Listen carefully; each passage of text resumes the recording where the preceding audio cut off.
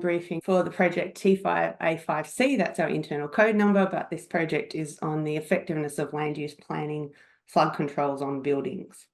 So this is a briefing for people who are interested in putting in an expression of interest for this project. And the purpose of the briefing is really for you to have a chance to ask all the kinds of questions you need to put your expression of interest together. My name's Blythe McLennan. I'm a Node Research Manager at Natural Hazards Research Australia. And I'll be joined by Melanie Schwecke and Laura Donoghue from the Department of Planning, Housing and Infrastructure for this briefing. I'll do some more detailed introductions in a moment. I just wanted to let you know that this is quite an informal, free-flowing kind of briefing. You're welcome to ask questions at any time. You're welcome to pop questions into chat. It's really an opportunity for you to get the information and clarifications you need around this project. So I'll begin by acknowledging the country that we're all meeting from while we're here virtually. We are all sitting on Aboriginal lands. I'm joining you myself from Wurundjeri land in Naarm, so eastern Melbourne.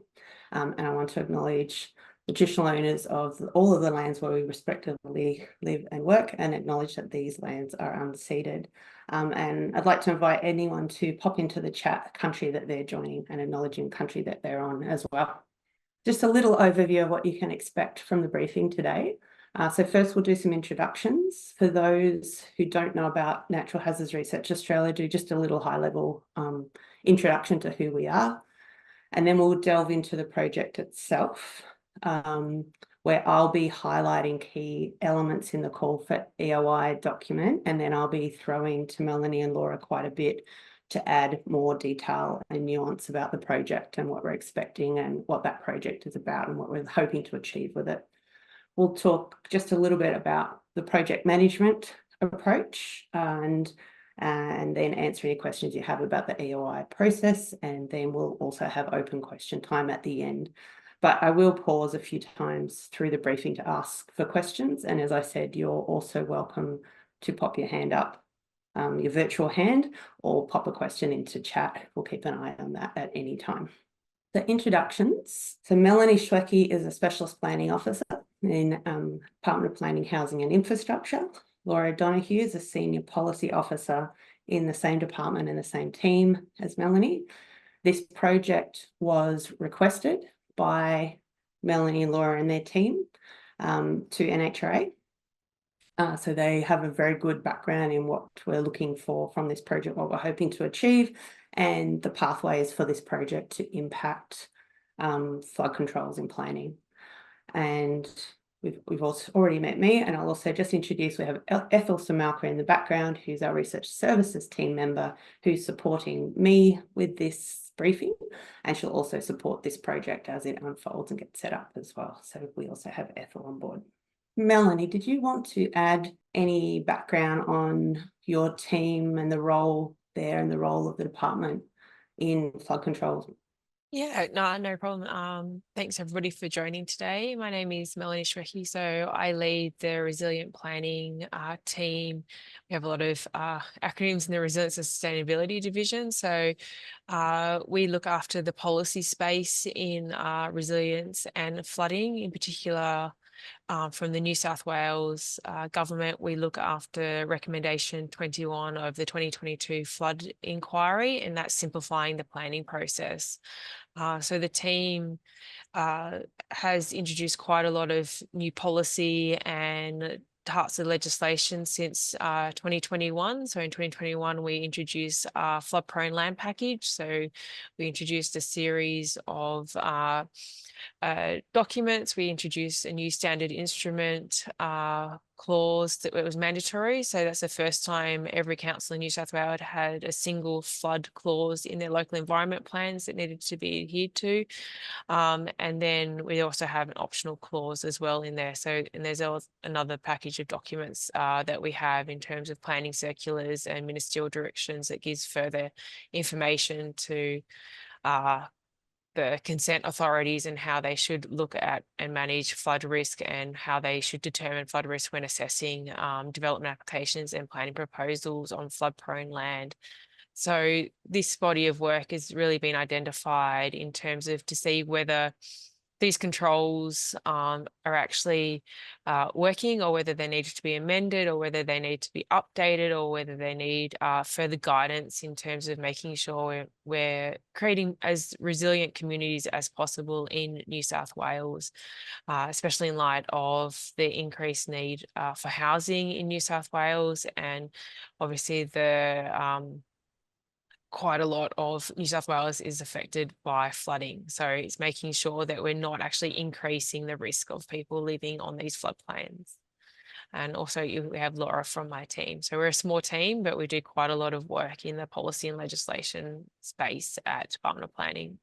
So you can see that this project has a lot of potential to have a really solid real world impact through the work of Melanie and Laura and their team. And the project will also be quite connected with New South Wales Reconstruction Authority stakeholders as well that also play a part in this space. So feel free to introduce yourselves in chat as well. It's nice to know who's here and a little bit about you. So please feel free to give us a short introduction. Just because of time and numbers of people, we won't or do a run around the room, but really happy to hear a little bit about yourselves. Now, this will be repeat for a few people here, but for some people who haven't engaged with Natural Hazards Research Australia, I thought I'd just give a little kind of brief overview of who we are. So we're a National Research Centre for Natural Hazards, Resilience and Disaster Risk Reduction. We began on the 1st of July 2021, but we build on the work of the Bushfire Natural Hazards Cooperative Research Centre and the Bushfire CRC prior to that. So we're, I guess, a continuation of that body of work under a new structure. So we have Commonwealth government funding to facilitate research over the next 10 years. We also have participant contributions from state governments and other stakeholders that provide funds to the centre. We pull all those funds together. Then we have a process for sector partners to tell the centre what research they would like to see us doing and how we'd like to do it.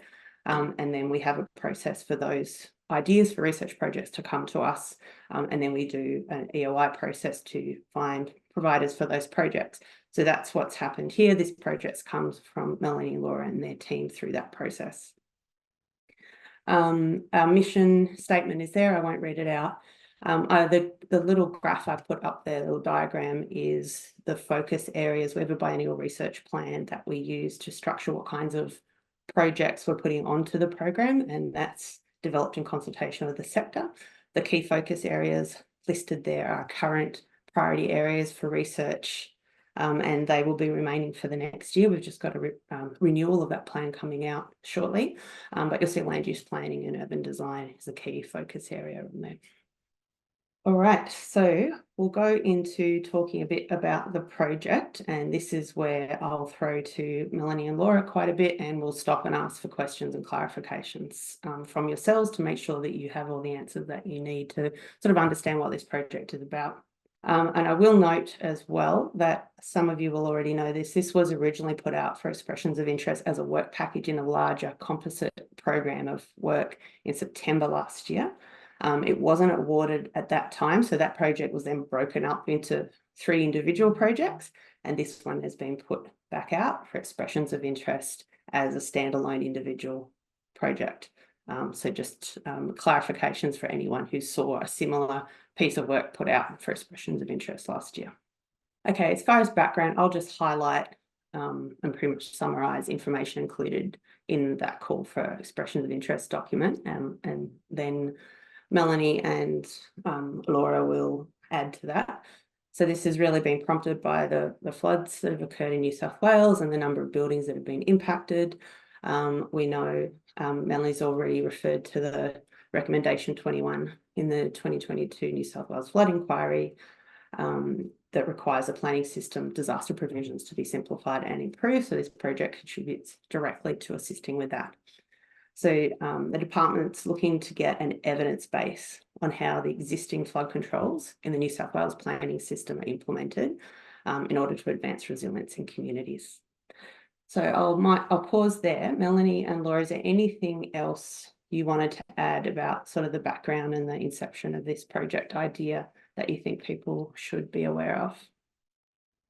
I think for project background for us, as I said before, it's really come about because of the flooding, and obviously flood controls have been in New South Wales for, I'm going to say like 20 plus years. So a lot of the building stock that was destroyed, some of them were built under the old flood control, some of them were built under no flood control. So the idea is also understanding whether if they were built with the current controls, would these buildings still be damaged, or would the damage be manageable and being able to get people back into their communities faster? So are the controls working, as well as looking at if the buildings that were damaged and destroyed in the past, or people isolated in the past, if their existing controls, would they work? And also, are the existing controls from the planning point of view, are they simply to understand? Like, do people understand how to assess against them to make sure that the intent of the controls and the intent of the policy is still being made, as well as a background?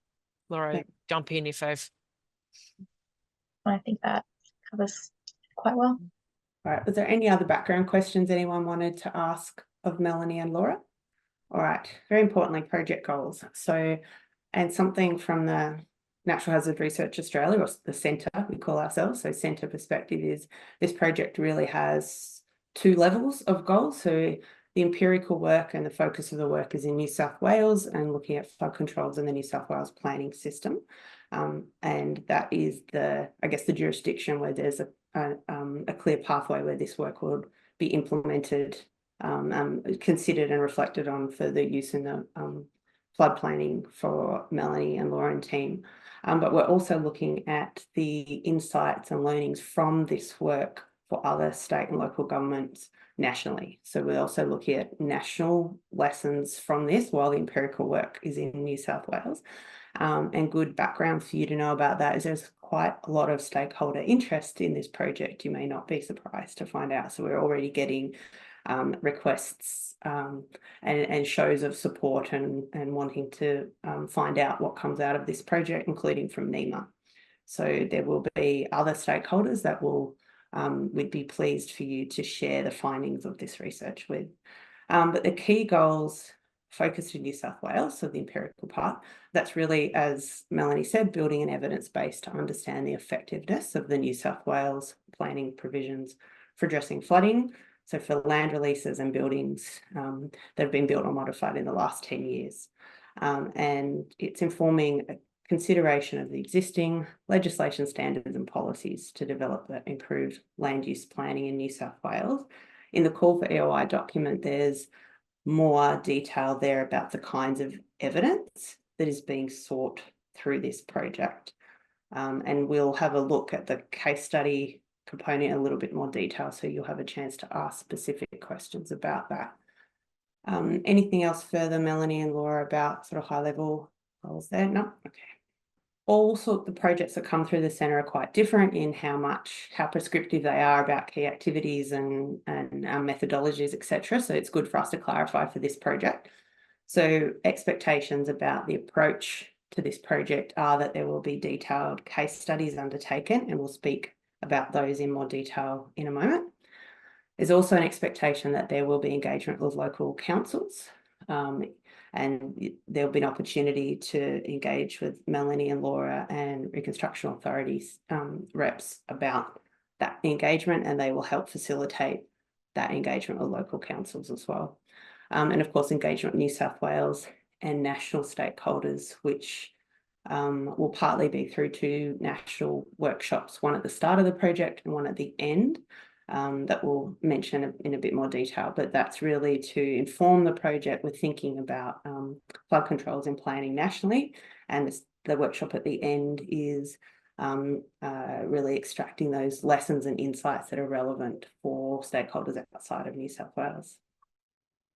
And there'll be some access to data will be facilitated by the department as well, so help with relationships with councils and others that hold relevant data for the project to help you get access to the data that you would need. So as we go, we'll have a look in a little bit more detail at the case studies, but it is a bit open. So as I've noted in the box there, so there's quite a lot of scope for you to tell us what approaches in that case study design, in the kinds of methods and data that you think will provide the evidence and the insights that are being sought from this project. So this one is not overly, I guess, prescriptive about the key ways to undertake this project. So we're really looking forward to seeing how you, the approach that you think is most effective for this work. I'm sure you'll have some questions about case study scope and location and things like that for Melanie and Laura in a moment. But the point of this case study is to analyse and compare those buildings that were constructed with and without flood planning controls. And there's elements there of what we're wanting you to look at within that. So you're welcome to ask questions about the detail of that analysis and comparison. And then also this just summarises the info that's in the call for EOI document about what kinds of evidence we're looking for from those case studies. I will note for you that the call for EOI document is from stakeholders in the centre about what we'd like to see happen in this project. We do have a two-part EOI process where you can, to some extent, you can consider that a bit of a wish list. This is what we would love to get from this project. There is an opportunity for the selected provider for this work to then come together with Melanie and Laura and others around this project and do some more detailed research planning and look at the kinds of evidence that is possible to get through this work, depending on case studies and data access, etc. So we understand that there's a bit of negotiation there around what we're looking for from the project. Melanie and Laura, this is probably a good place to throw to you, and I'll just check in chat. I think there might be a couple of questions. Just a note there from Georgina, thank you very much, to contact you directly if you'd like information from Lismore City Council for this research. If you like, Georgina, you're welcome to just shoot me an email. I think you might already be connected with Melanie and Laura, but you're welcome to shoot me an email just so I have your contact details. So as this project comes together, we'll definitely come back to you. Thank you. Georgina's asked, would the scope involve the existence of plans and policies, their actual application, or success and failures? Good question. Yeah, it'd cover, I'd imagine, all of the above. So it's what plans and policies are in there from the state to the council, and how they're being applied or how they're not being applied, and then going through for, you know, whether they're successful in their application or whether they have room for improvement. That's what a lot of this case study business part is about, is actually looking at not only the buildings that were damaged or destroyed by flooding, but also looking at those flood planning controls and the policies around, and how they're applied to the building, or if they were to be applied to the building, would the building still be there or would it not be there through that. So we are looking at all the existing, where we hope that this is the successful candidate would look at all the existing policies for that council. Now, in terms of councils, we don't have a select list to go. We would expect the successful consultancy / candidate to come at the inception meeting with who they anticipate to engage with and why they would anticipate to engage with these council. Would expect a broad range across all of New South Wales. So, you know, anywhere from like metro to coastal to rural, and everywhere in between. So a good spread across to look at all the different issues, because flooding is different depending on where you look at it in New South Wales as well. So from us, it's really looking at what these constraints are, what's working, what's not working, why it's not working, and actually going to the ground to actually the councils that are implementing these policies to say, if it's not working, maybe there may be some reasoning, maybe it's just the language that is being used, maybe there needs to be further education, maybe that's something consistent, and when we go to the national thing, maybe it's consistent you know, picture across that there is a gap that needs to be filled, and hoping this also fills that gap or looks at closing that gap, and finding those insights and how we can improve it to make more resilient buildings on the floodplains in New South Wales in particular. Did I miss out on anything, Great. Laura? No, I'd just echo that it's about evaluating whether the policy settings are appropriate, or if there's issues with implementation, and just trying to tease out where, if there are areas for improvement, what they are, so that we can work on addressing them as best as possible. And also just wanted to reiterate to everybody that the planning system in New South Wales is complex, as is the flooding landscape in New South Wales. They're both very complex. So you really need to have that broad understanding of how both of the systems work in New South Wales. The planning system, most of those that know it in New South Wales, it doesn't necessarily send you just to one thing. Sometimes you have to go around in a bit of a circle to find all the different connections between whether you're looking at a local environment plan, a state environmental planning policy, a ministerial direction down to a DCP, or whether it's a state-led development control plan or a council-led development control plan. And then you have the various policies or planning circulars that provide further information to those to support it. So there is actually a broad range of information available to councils and also to the consent authorities, and it's making sure that they're applying. It's also looking at, the regional plans and what's in the regional plans, looking at the LSPS's, the local strategic planning statements. We use a lot of acronyms in planning. Sorry, so I'm trying to pull myself up on it. So it's actually looking at all these different things that look at land use planning and flooding to see what's working, what's not working, how can we simplify it if it's not working, how can we make sure that the end user, which is, the people that are living on the floodplains, can be as resilient as possible, and make sure that the building stock that is being put in there is resilient as possible. Not talking so much about the educational piece of people living on the floodplains, but it's more so in terms of the building controls, because that's what the planning system has oversight over in terms of how the built form is put there and if the built form should be put there as well. Are there any questions then around the scope of work, around the case studies, around the types of issues? You're welcome to pop your camera on and raise your hand if you have a question. Mark's trying to go off mute. I can see you. Yes, sorry. I'm just trying to find the raise hand button here on Zoom, and it looks like it's been updated and it's all gone. But anyway, I've just thought I'd jump in.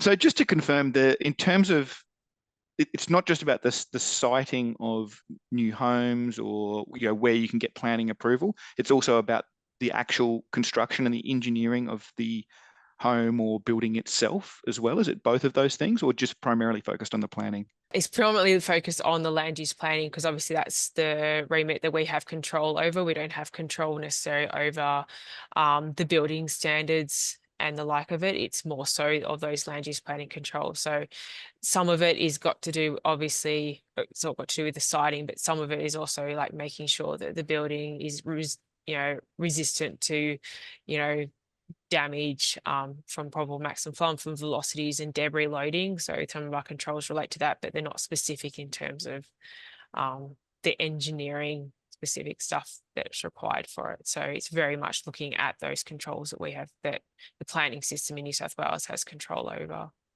And the scope around it being on buildings modified in the last 10 years, I just wonder if you could speak to that a little bit more. You mentioned previously about, we know that there's going to be a range of buildings, some of which were constructed long before planning controls for flooding occurred, or when the flood models of which it was applied to were sort of perhaps not as accurate as what we understand them to be today. The scope is it is on those buildings just in the last 10 years. So it either recently developed or changed in that time. That's the only buildings that you want to look at, or do you want to look back in time further as well on some of those others? Look, we're not fixed on the 10 years through that. It's just that a lot of the planning policies in terms of flooding weren't as strong 10 plus years ago as what they were in the last 10 years. So definitely planning policies has changed in relation to flooding a lot more in the last 10 years. But if there is buildings that have been destroyed that are over 10 years, which quite a lot of them are, it's actually, what were those controls? And a lot of the times that information is just not known. That information is not available to know what the controls were that were put on place when that building development was placed in there. So that's more the limitation of, in terms of the 10 years, is just to find that data in terms of what controls were put on that built form. If the successful candidate has information on what was built back on a property that was destroyed. That's a value add for it, but a lot of times it's very hard to find that pre-approval information when they go back past 10 years, because obviously the statute of limitations for having that information. And there's a question in the chat there about this project being advertised last year as part of a larger project, and clarification about why it wasn't awarded last time. Speaking very honestly, I think that's more from the centre's side for why that wasn't awarded. So at that time we put 3 pieces of flood related work together into a program. We were looking at trying to do projects that were more comprehensive and larger in scale so that we could reduce that kind of admin and project planning work that goes behind pieces of work.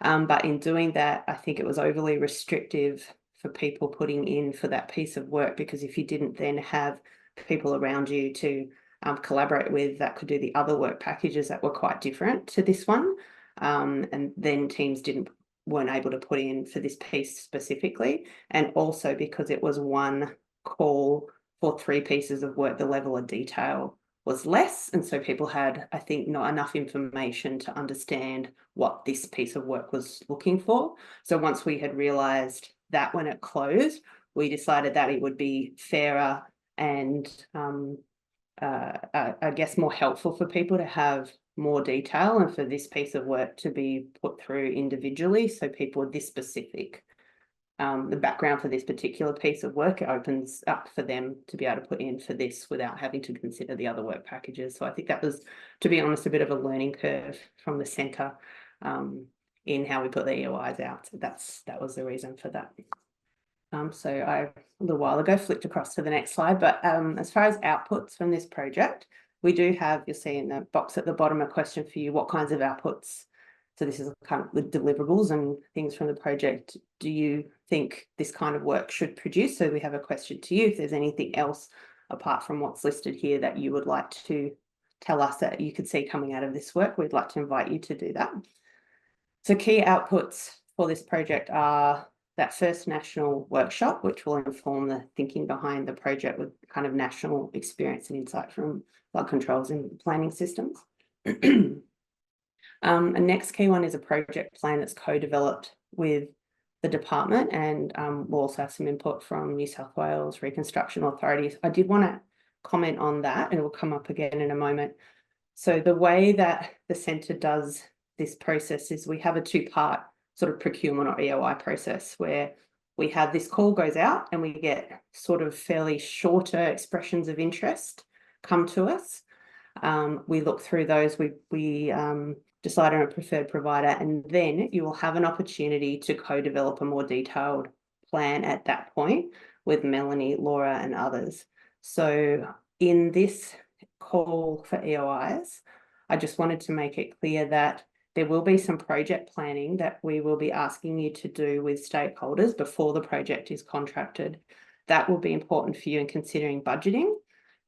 We will make a payment to you on the execution of contract and project plan, but do consider that there will be some meetings, potentially a workshop, a bit of back and forth in drafting around that project plan before the project begins. That's an amazing opportunity for you everyone to have a really good idea of what the project can achieve and implementation potential, knowledge users from this work, etc. But it's a little bit chicken and egg as far as that planning happens before the contract is signed, so we know what the deliverables and timeframes are. So there's a bit of negotiation at that point. So I just wanted to make clear that you should, in timelines and budgets, be aware that there's this pre-planning phase that happens there, and that project plan is a deliverable of the project itself, even though it comes at the time of contracting. And then there's a minimum of 4 working papers, which in a moment I'll ask Melanie to speak to. There's a draft final report, and then following that draft, a second national workshop to look through insights and implications from the work for others nationally. And then that will inform the final report. And then also a great opportunity to do a workshop with the resilience planning team in the department to look at the implications of this work for the New South Wales planning system, and also potential application to other kinds of hazards. And I'll let Melanie speak to that. And we're also looking for an academic publication from this. So Melanie, you might like to speak to the working papers and that workshop with the team. Yeah, no problem. So the working papers, the idea behind them is it's part of your project plan, and we would work with the successful candidate whether what should actually be into the project working papers. We see them covering off the key evidence that is coming out of the case studies, so that they're for focused areas. So, whether it's about issues in the built form, whether it's about issues identified in the actual controls, whether it's about communication of the controls through to the consent authority. So it's a combination of informing the department and the NHRA what you guys believe would work in those 4 working papers, which could then be used to then we brief up through our thing. So if the stuff going along, if there's stuff that we see as key valued pieces of information, we're not necessarily going to wait to the end of the project after 18 months. If it's key stuff and it's stuff that we can implement throughout the project, we will start to brief up through our internal process, even up to the minister if need be, to then start to get this work out if it's seen as a key gap and covering off key gaps through it. So those working papers will be used as a means of briefing up internally and actually identifying the gaps and being able to provide evidence as to why these areas need to be improved or changed or amended through that. And also with the workshop, resilient planning team, we also may bring in our other agency stakeholders that go through it. We do quite a lot of work with the New South Wales RA. We actually have quite a few members of planning that now work with the RA, so there is a very big crossover between planning and the New South Wales Reconstruction Authority and the work that we cover off, especially in this natural disaster space. And then going forward, in terms of there may be stuff coming out in terms of stuff that we can use for other natural hazards, whether it be coastal, bushfire, or even climate change work, and how we can then further use this work to change how the language maybe of, if that's seen as a problem, in how we communicate this back to the consent authorities as well. So it's linking out with not just about flooding, but also there's potential outputs on natural hazards work and simplifying natural hazards work, which links back into our recommendation 21 of the New South Wales flood inquiry, which is simplifying the planning system as well, and also increasing the natural hazards. And there is also work going on in trains about climate change and how we bring that wording into the stuff as well. So there's a broader piece of work that this work leads into and will help guide through those working papers as well. That's great, thank you. Any other questions for Melanie or Laura or myself about project outputs? I'll speak a little bit more to engagement and communication stuff in a moment as well. I just had a question around sort of maybe the number of projects. Like, is there only going to be one project selected, or if there's sort of 2 applications that are of equal merit and that are maybe focusing on slightly different areas or different regions, is there the possibility for that for them both to get up? We would never rule out things. We like keeping doors open on options, and we will, as we consult with Melanie and Laura and others around the project moving forward. So I'd never close that down as an option. But for the piece of work that we are looking to award here, we do have a maximum budget for it. So I don't think that budget bracket would allow for more than one piece of work to happen currently, but I would never want to rule out the fact that that might be reconsidered in future. So a not very direct, but sort of direct answer. Reasonably direct, Yeah. as directors can be expected. Yeah. So thank you. Yeah. I just saw that there's a question on timelines. Timelines. Yep, we'll actually speak to timeline and budget in a moment. So we will have a, I'm not sure where it is in the slide pack, but it will come up shortly. Yep. I just wanted to make a point around outputs. These are sort of the addition of the smaller things, and this is a part of the way that the centre does project management or expects project management to happen in projects funded through the centre. We always have a plain language statement, which really helps us when we're engaging with stakeholders around projects. We send those out. Melanie of Laura have asked for just little monthly progress email updates, just for them to be able to brief internally and up for their purposes. We have quarterly progress reporting from the centre, so they can be a little bit combined, but they are asking to go. Will get queries about the project, so they need to be quite up to date on what's happening. So I've asked for the monthly updates as well. As this project, we're looking at getting those insights out nationally as well as directly into the Melanie and Laura's team. There's quite a bit that will be expected around communication outputs for this, including presentations. That will be talked about and then kind of locked into that more detailed research plan once you do that project planning stage. But given the interest in this work, I think there'll be quite a bit of potential for stakeholder briefing. We'd expect at least one conference presentation and a public webinar that the centre will make available through. We have a what do we call them, hazardous webinar series to make that available. There may be other opportunities for briefings. We know that could go on forever, so we know that we'll have a scope of communication and briefing in the research plan, and then there would be potential to look at other opportunities outside of the budget for the project as those opportunities come up.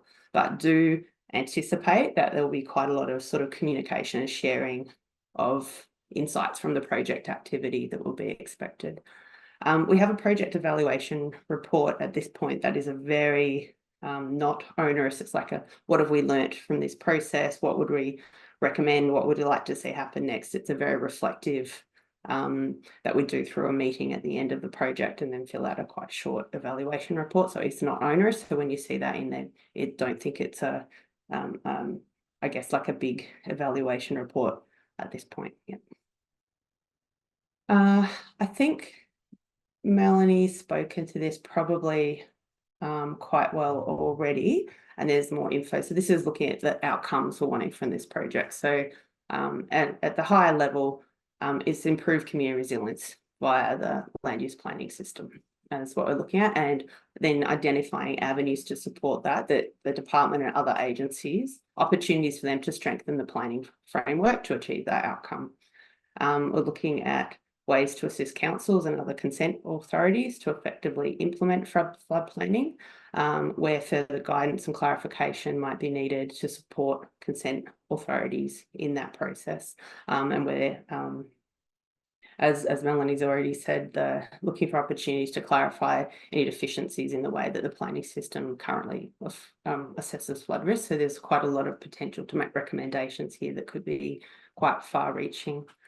And then, as I said, we're looking as well, there's a national level outcome there of looking at identifying and sharing insights from this New South Wales work to inform directions for flood policy and other planning systems outside of New South Wales as well. Anything else on that, Melanie? I think you've probably addressed that. Yeah, that's right. Okay, so going to project management, and I think, yep, so here's where we get to talk about time frame. So that was another reason, another change we've made since this piece of work was put out as a work package in a bigger project last year. We didn't have a maximum budget set for it, which made it very difficult for people to kind of pitch the level of where to propose work for this. So we are not doing that anymore. All of our projects will have a maximum budget on there to provide guidance around how to scope and scale the work that you're proposing. So for this piece of work, it's $300,000, and that excludes GST. As I said, do consider that pre-contract project planning part, because we'll be asking you to participate in that, and you are welcome to budget that in, even though that happens prior to contracting. And as I've noted, we're expecting quite a lot of communication activity and briefing out of this project, and there's some guidance in the call for EOI document about including some funds within the budget for some of that communication activity. Time frame, to answer Georgina's earlier question, we're expecting this project to be around the 18-month time period from contracting. Please do allow up to 3 months for that setup, because we have that project planning part and contracting happens at the beginning. Don't underestimate, sort of don't think that's going to happen in a week. So allow a decent amount of time for that. And also something else I think is worth noting when it comes to reporting, and this is just speaking from experience of working with a whole bunch of other projects, the period of time at the end of the project for drafting a report, having it reviewed and revised and then finalised will be a bit longer than you expect. So allow at least a couple of months during that kind of revision, drafting to finalisation of a report. We'd expect that to be included in the timeframe as well. A good question there from Georgina. Are you looking at that one, Melanie? I am. It's not in Department of Planning, but I am aware that New South Wales Reconstruction Authority is looking at a range of these as part of their disaster adaptation plans that are about to kick off. So we also, I might follow up with you when you contact me, Georgina. There's another project coming up that's just in early planning stages around Resilient Homes Fund in New South Wales. So that might be relevant to that question, but I'll follow up with you out of session on that one. Governance and reporting. So we expect one lead. So often there'll be consortiums or teams from different organisations, different universities come together to do a piece of work. We would like one lead organisation for contracting purposes and then subcontracting out to other parties. The contract is with the centre, not with the department. We have project management committees, and this is important to note, that have representation from the team doing the work, from the centre and from key stakeholder groups. For this project, that will be Melanie and Laura, and likely a representative from New South Wales Reconstruction Authority as well.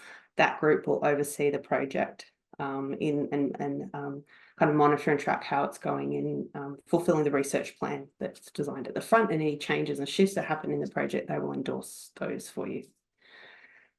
Reporting there, I think, is straightforward, but if you have any questions on that, you're welcome to ask or to follow up with us via email. I just saw a question from Alistair in Yes. terms of the building data. So Department of Planning doesn't hold the building data, but New South Wales, SES and the RA, through their formal work through the Northern Rivers Reconstruction Authority, they did quite a lot of work as part of the 21-22 flooding that occurred on the Northern Rivers, and obviously SES do a lot of post survey work for buildings. So in terms of that data, it would be that sort of information through there. Some of it is in GIS, some of it isn't, and some of it is just based on the range of criteria that the New South Wales SES do in their post-disaster surveys of the lots too. So that would be talked through in that project inception meeting. So it's not, some of it is very detailed, and some of it is just a broad details in terms of building destroyed, building not destroyed, the level of water that maybe went through the building as well. All right, this is something I just wanted to highlight and reiterate, and this again comes off experience of the projects that have come through the centre. Through that project management committee and the way that we work around projects, we do expect a collaborative approach. So this isn't, this is more, think of this more like a tender process than a grant process, where you get a grant and you design a project and you go and carry it out and then come back to communicate it.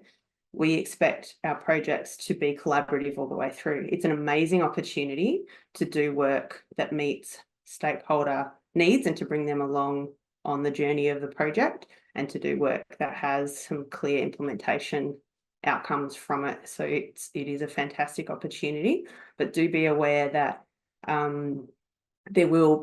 each project's different, but there could be some adaptation and negotiation of direction of project and things that we'll do collectively through that project management committee. So do be aware that we're kind of all involved in that as a group, which can be a little bit different to how other projects are governed. So if you have any questions about that, please let us know. That is in our evaluation criteria. We do want you to think about your kind of approach to collaboration in the way that you work and how you'll be doing that in the project as well. And that is something that we look at, because it's very important for doing the work in a way that is implemented and is used beyond the terms of the project. So that's quite important.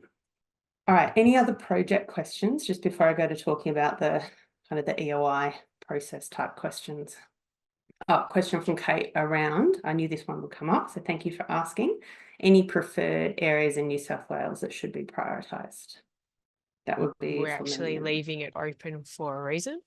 We would like the successful one to come back to us to outline what areas they believe should be looked at. I've got in the back of my mind areas that we know that are things, but it's also using your contacts and your knowledge of the areas to see what information we can gather from you, so we're not going back always to the same areas as well. So as I said at the beginning, we're looking at a broad area, so whether it, you know, combination of not only just urban but also sort of coastal, rural, western, southern. So yeah, so looking at kind of maximum diversity in the area, in the areas that are included within scope. There's been a lot of areas that have been destroyed by flooding over the last 10 years, so lots of places to choose from. Could be partly where data availability, where there's data available and accessible as well, I'm sure will be a factor in that. Okay, this is a slide of text, apologies. I just wanted to put it all up here in case you had specific questions, but I've also starred a few things that I wanted to just highlight for you. So this is a list of the things we're looking for in the EOI submission. Do please use our form and look at word limit and page limits. We're quite tight on making sure so that everybody has the same kind of scope to describe what they propose to do. We do ask you to stick to word limits and use our form. There's scope within it to add some additional information about budget and CVs and things to it. The statement of capability is really important for this project, and specifically to this project. We prefer a team that has experience with the New South Wales planning system and land use planning on floodplains in New South Wales, because it is quite complicated. And so for people who don't already have that background knowledge, there would be quite a lot of background to get up to speed with about the planning system at the start of the project. So we prefer that there was some. So in demonstrating in that statement of capability, that's one element that I would suggest that you'd emphasise. So around the project approach, as I said, because this is two-part, there's a more detailed project planning part that will come after as the preferred provider. So we're looking at that outline of around the methodology and that schedule of work to be sort of showing us that you understand what this project is trying to do, and it's so just, I guess I'm leading you. It's not the whole detailed methodology. There'll be some more work and some more conversation about approach that comes second, but we want an approach that we see is well suited to this work, able to achieve the goals, the objectives that this project has. And then you'll have another opportunity to kind of work with it and to build out a more detailed approach in the second phase. With the budget, I've already made the point of allowing some of that budget for that planning co-design part at the start, and specifying up to $3,000 for travel for conference and communication of outcomes. We ask for a statement about how you understand the outcomes of this work. We find that is a part that is a bit difficult for people to fill out. We're not looking for just a repeat of the outcomes that are listed in the call for EOI. We want more to find how the team kind of is framing and understanding the project and what it can achieve, not outputs, so not deliverables, looking at the potential you see this work having of contributing to change and influencing the planning system, in your own words. Stakeholder engagement, also to note, we are looking would prefer teams that can demonstrate engagement with local governments in the past, particularly around projects relating to flooding, incorporating the land use planning considerations. That would set you up very well for this project. So we'll be looking for that. So I would emphasise that in the stakeholder engagement box in the EOI form. Are there any other questions then about actually completing the EOI form? As I said, you're welcome to email us and we'll get responses back to you as well as you're filling it out if there's points of clarification. I won't go too much into this, but just to note that these are we do use these criteria when we're going through looking at EOIs. So in that form, you'd very directly want to be addressing these. I've marked in reds the ones that are particular to this project and that collaborative approach, because that's a key thing that we're looking for. So just highlighted those there. Melanie, is there anything else you wanted to say about kind of the expertise and experience and skill set we're looking for in the team for this project? Yeah, I think I mentioned it earlier on in terms of the complexity of the New South Wales planning system, and also the complexity of flooding and land use planning in the planning system as well. So to have an understanding of how the New South Wales planning system works, the level of detail in the planning system, the hierarchy of controls to the planning system as well, and having an understanding of how that works is really beneficial for the program in order to make sure that we can get the best possible output. And also flooding, and having that expertise of flooding and how flooding and land use planning, and even the flood risk manual, the new manual, obviously previous 2005 floodplain risk management manual, and how that works in the land use planning system in New South Wales. So flooding and land use planning is very complex. Please don't underestimate it.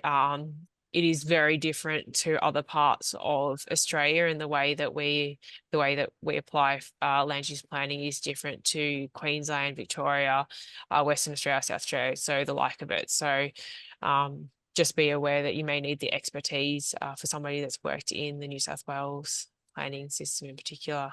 I've just got an eye on time, but I'll just note, Georgina, your comment there about First Nations inclusion. Yes, I agree. We have it's a little bit of a standard statement that is in there that we do ask all projects to consider kind of engagement with First Nations, with people with philosophies and cultural knowledge. It is a bit of a generic statement that we have about that, but we ask each project to consider it. What consideration and how that fits varies widely from project to project. So if you have questions around that, you're welcome to contact us as well. But thank you for noting that. And noting that we are now a little bit over time, I will just quickly go key dates. Most important thing to know, the due date's 12th of August. It's 5 p.m. Australian Eastern Standard Time. We don't give extensions unless there's a reason to give an extension to everybody, like a systemic reason. We don't do it for individual reasons. So just note that that's quite a fixed due date. The dates after that for notification of outcome and that co-develop kind of project proposal or plan, they are best intention. Each project's different, and what's needed for planning and what's needed for going through that EOI assessment process are a little bit different. So that's what we will be aspiring to.